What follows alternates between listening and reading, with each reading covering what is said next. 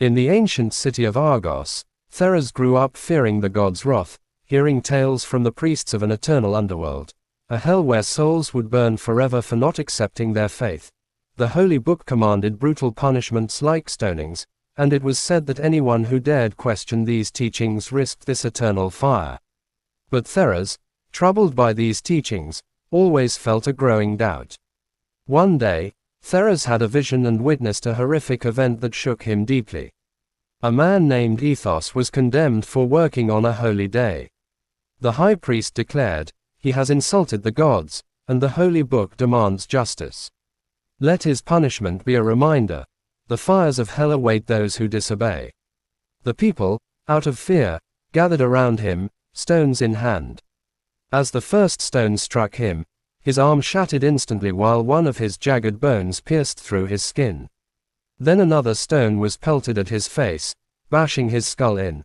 Theras watched in horror as half of Ethos' body got crushed by a boulder that a huge man dropped on him as a finishing blow.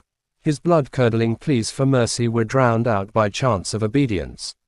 Each stone, each chant, reminded him that this cruelty was justified by words written in the ancient text, words spoken by priests claiming to act on behalf of the gods.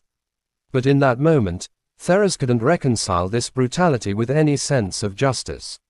Afterward, Theras went to Menon, a philosopher known for challenging such beliefs, and told him about his vision. "How can this be called justice?" Theras asked. Menon placed a hand on Theras's shoulder.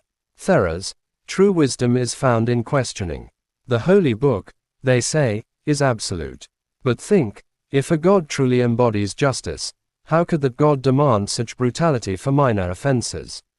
And even if a New Testament of their book speaks of mercy and kindness, how can the same God command cruelty in the past and kindness now without it being hypocritical and confusing?" Theras thought deeply, troubled further. The priests had introduced new texts, claiming that the gods were now merciful and that compassion was the new law. But they insisted that the same God who once demanded the stonings had simply changed the rules. How can they claim the same God commanded brutality then and mercy now, yet still call that God just?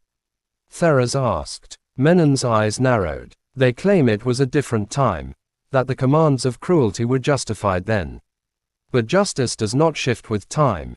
It is either just or it is not. To believe in a God that orders brutality one day and mercy the next without reason would be to worship confusion, not justice. Determined to share this insight, Theras began speaking in the city square. The people listened, some shocked, others intrigued.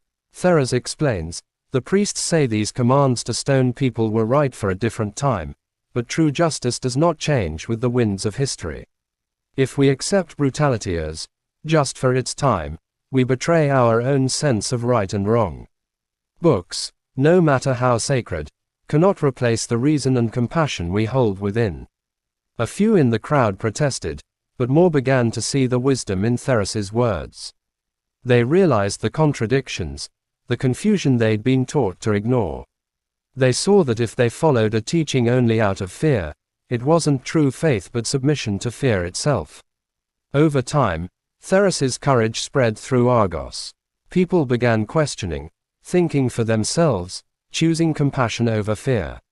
They realized that true reverence did not come from blind acceptance but from the courage to reject cruelty and the wisdom to see hypocrisy for what it was. They understood that justice, if it is real, does not command brutality in one era and mercy in the next without reason.